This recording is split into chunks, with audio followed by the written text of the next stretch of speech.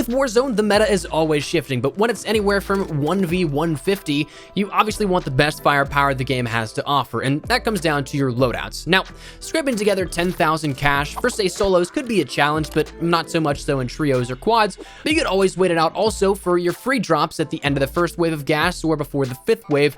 However you want to approach it, though, you want to kit yourself out with the best possible loadouts that you absolutely can within Warzone. So today, I want to run down with you my top 5 classes since the launch of Season 3 within Warzone, Battle Royale, and even Plunder, whichever you prefer to play around with. But that said, let me know your thoughts as we go along. What's your preferred loadout, and what would you add or maybe take away from this list if it doesn't really match up exactly with what you'd like to see? And as well, if you are new to the channel, do be sure to hit the subscribe button so you don't miss a single thing regarding all things Modern Warfare and all things Warzone on a daily basis. We'll keep you up to date with absolutely any and everything you need to know. That said, let's jump into it. So we talked about how a lot of the meta currently changes. I'm working on some stuff that we'll talk about here in the future regarding some things like maybe you've seen the Akimbo snake shot revolvers. Maybe that RPG is still something you end up encountering, but when we talk about specific weapons, to me, I think the top 5 are relatively easy to pick out of the crowd when it comes down to overall versatile play. Of course, those snake shot pistols are incredible for close quarters and will absolutely shred anybody up close, but you can't really challenge somebody across the field with that. These other weapons we'll talk about today, you do have the option if you want to. While we talk about these weapons, I do want to talk about firstly the weapon builds, the attachments you have on it, and then we'll work our way over into the more so stuff that is a little more universal between all of these, whether that be the perks, the tacticals, and lethals. That stuff will come a little bit later on. That said, let's talk a little bit about some of the weapons firstly. Number 1 up on my list, and the weapon that I think is absolutely number 1 here across the board from my own personal experience, is that of the Grau 5.56. Now, we end up running here for this one something that allows us to play a decent bit of range if we need to, but also with a build that affords us some up close and personal gunfights if needed as well. For this, we end up running the monolithic suppressor, the FFS 20.8-inch Nexus barrel, the no stock option, the XRK Void 2 rear grip, and also a 50-round magazine as well. For the monolithic suppressor, of course, that keeps us off the radar but gives us a little bit extra of damage range as well. The FFS 20.8-inch Nexus barrel allows us to have a little bit more in terms of that damage range plus recoil control. The no stock option gives us a little bit more in terms of that mobility so that we can get our gun up, but also keep that movement speed up as well. The XRK Void 2 allows us to get our weapon up a little faster, and then the 50-round mags will allow us to take multiple engagements if needed without having to reload. So you can kind of see where the barrel attachments of the monolithic suppressor and the actual barrel itself add a little bit more range here for that gunplay if we need to challenge something at a distance, but also with a no stock option and the grip on it, we can get that gun up a little quicker if needed as well in close quarter situations. For the second weapon that I think is number 2 here on this list across the board for all weapons, that is the M13, a weapon that is absolutely a hidden gem at range, but is something that can shred through enemies in close quarters engagements because of its fire rate. For that reasoning, we do end up utilizing this so that we can have a pinpoint precise accuracy at a distance, but also maximize the amount of firepower we have up close as well. Running something similar regarding the monolithic suppressor, the Tempest Marksman, the GI Mini Reflex, the stippled grip tape, and then the 60-round magazine for the ammunition. For the monolithic suppressor and the Tempest Marksman, it adds that range, but what it also does is because they're heavier attachments, they add a little bit more in terms of that recoil stability, because it won't be kicking up as much here due to the counterbalance of the weight of the attachments themselves. This affords you the ability to counteract the recoil pattern in place with the M13 and control it so that at a distance, you can absolutely be a laser. You can just stay pinpoint precise on it while also having the ability in close quarter scenarios, being able to get your weapon up faster with that stippled grip tape. Personally, I'm not a huge fan of the iron sights on the M13, otherwise we'd run a stock option that allows us as well to get our gun up a little faster, but for that, we sacrifice it for the GI Mini Reflex and a little bit more aiming accuracy. Number 3 on my top 5 weapons comes down to the MP7, one that's worked its way well into my favorites of weapons within Modern Warfare and Warzone in particular, because of its fire rate, its ability to control its recoil, and thus allowing you to burn through armor while also staying accurate in mid-range as well as close range engagements. You can even challenge gunfights at a distance. May not be your preferred gunfight, but you can still do it.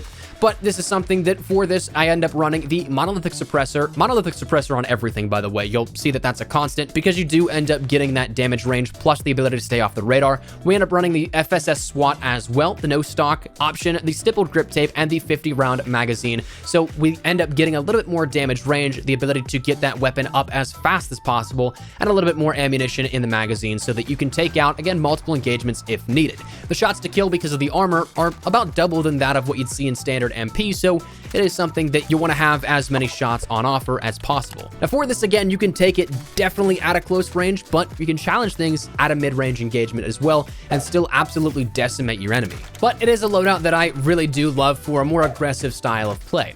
The next weapon we'll talk about comes down to the M4A1, and I think this is actually tied with the Augie in my opinion here for these weapons in the top 5. Next, we'll talk about a sniper, which I run on every class, and that's why it's in my top 5. But for these automatic weapons, the M4A1 and the Augie, I think, may be tied. The Augie slipped down a little bit in its power rankings, and we'll talk about why in just a second. But for the M4A1, I end up running the monolithic suppressor, the Corvus custom barrel, or the M16 barrel. Really comes down to personal preference, I think, here at that one. The Forged Tac CQS stock as of lately, the stippled grip tape, and the 50 to 60 round magazines. Mostly I'll have the 60 on though, just because with the M4, I'm not really too concerned about that little bit of mobility you end up losing by taking the jump from 50 to 60, but it's a solid loadout that can help you out in mid to long range engagements as well. Depending on what blueprint you end up using, the iron sights are fantastic here, I think, for the M4. You don't need an optic on that, but it's one that I would definitely recommend.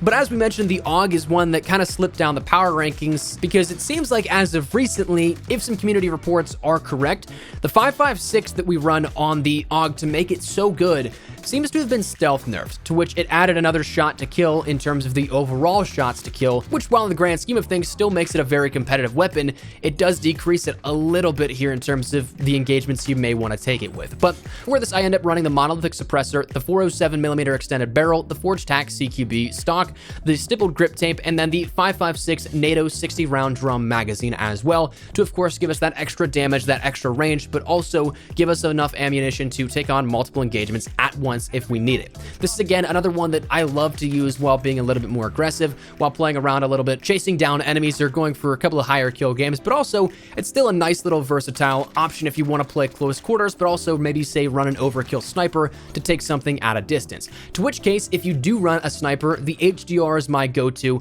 It really is up to personal preference if you want to run the HDR versus the AX50, though the HDR does have a better bullet velocity to my knowledge, so that means that at its base you won't have to lead a shot as much as with the AX50, or you won't have to compensate for that bullet drop at a distance as much as with the HDR. For the HDR, I actually kind of fine-tuned this a little bit to make it a little bit more of a fast firing, or quicker to action build, I should say, because I can get the gun up now a lot faster than I did before at the previous loadouts that we've talked about. So for this, I run the monolithic suppressor, 26.9 HDR Pro barrel, the thermal sniper scope so that I can see enemies and spot them a little bit easier, the F-Tac Stalker Scout stock for a little bit more aiming down sight speed, and also sleight of hand to get back in on the action as well. I took off the ammo modification from a 7-round magazine just because it did bring down that ability to aim down sight a little bit, so of course I want to get back into that action as much as possible or snap to an enemy a little faster. So I took that off, but I will run the HDR on a lot of loadouts, which brings me then to the overall loadouts as a whole. Every weapon that we talk about here with this, I primarily run it with overkill. I usually run an overkill of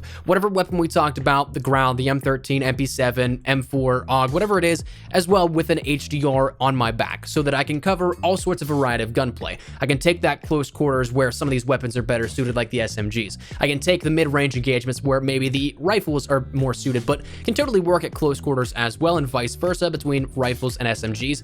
But I also have that long distance play where I can take the HDR out and snipe anybody that may be giving my team some problems. There is one class that I utilize sometimes that if I end up going for a secondary loadout drop that will drop, say again, either first or fifth wave, I'll be able to get Ghost out of that, to which I'll run the Growl and the Renetti on that one so that I have Ghost instead of Overkill. But for the most part, outside of that, we end up running the perks of Cold-Blooded, Overkill, and Tracker. Cold-Blooded allowing us to stay off of thermals as well, just making it a little bit harder to see sometimes whenever those players are looking at thermals. Overkill, of course, giving us that option to have the second primary, and then Tracker is one that in close quarters is really helpful. You'll be able to see where players are based off those footsteps that they give off for a small set window of time. For the lethal and the tacticals, again, this is all something that is relatively constant. The C4 is what I've all but switched over to because the damage blast radius on that is incredible. You can't throw it as far, but a lot of the times I may not be trying to throw something like Peyton Manning or Brett Favre or Tom Brady to try and get an explosive down there. Usually, if that's the case,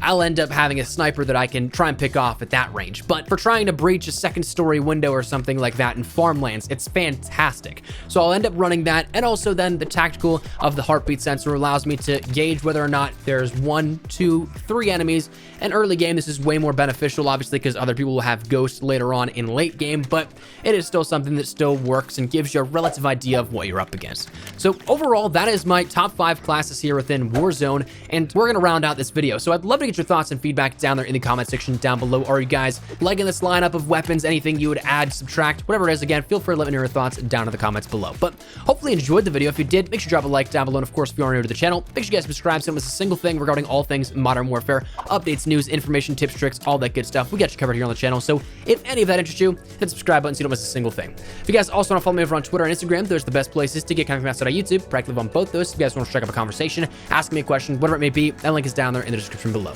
But said, thanks so much for watching. My name has been Espresso. I'll see you guys later. Take care and peace.